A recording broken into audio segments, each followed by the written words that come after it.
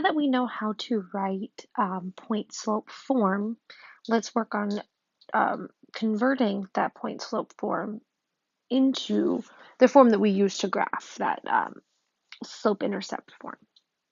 So we have two steps. This is very similar to what we were doing in an earlier lesson. We first distribute the slope. So the slope, if you recall, is right here. So we distribute it to what's in the parentheses. So in this case, I'd have y plus 4 equals negative 5 over 2x. And then if you multiply 5 over 2 times 2, times negative 2, you get positive 5. Then in the second step, it's to add or subtract the number on the same side as the y. So we have positive 4 over here, so to move it to the other side, we subtract it. Now I'm going to go ahead and line it up with the numbers because these are numbers by itself and these, so I can put it here. It doesn't have a last name. So if you kind of think back to the earlier algebra lessons, we want to group like numbers or like terms together. So in this case, this would become y equals negative 5 squared, negative 5 over 2x plus 1. So if we have that, we can graph that very easily. So let's look at the next. So we're going to follow those same two steps. So our first step is to distribute the slope. So we have y plus 4 equals 3x plus 3. And then we're going to subtract this 4 on both sides. So y equals 3x minus 1, because 3 minus 4 is negative 1. Same thing over here. Distribute that. So we have y minus 3 equals 6 over 5x. When you distribute that, that gives you negative 6. So add 3 to both sides. This y equals 6 over 5x minus 3. So two steps each time. Let's look at two more.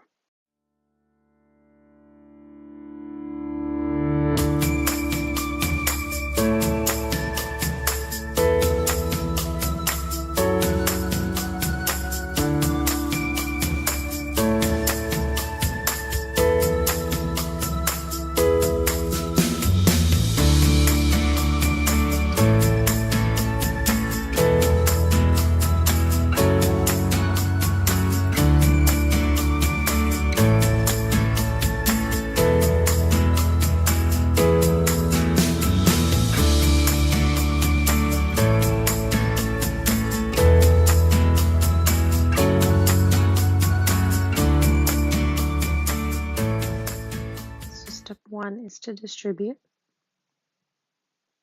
So we have y minus 2 equals negative 2 over 5x.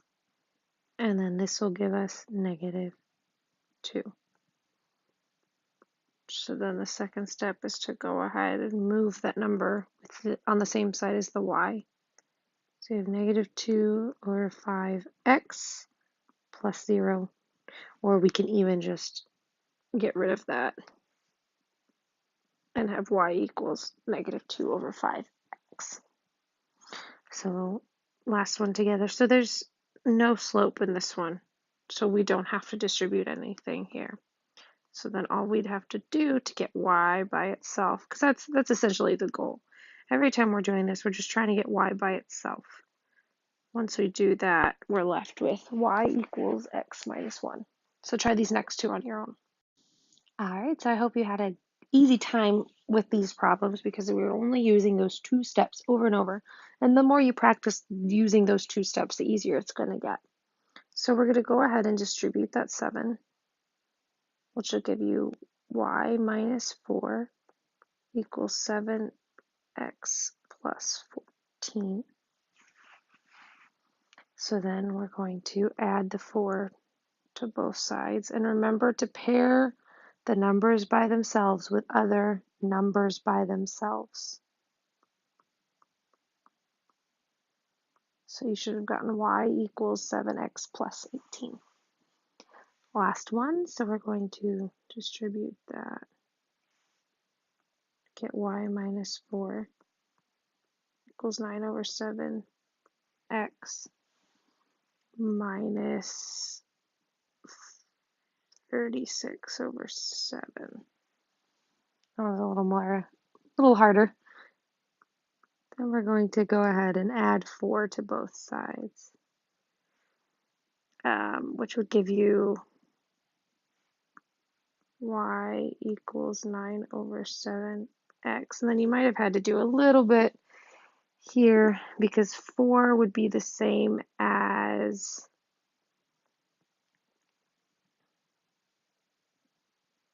28 over 7, which would give you minus 8 over 7. That should have been your answer. So that's kind of throwing it back to some of our fractions there a little bit. So that one gave us a little bit of a tougher ending. But that'll close us out for Unit 11.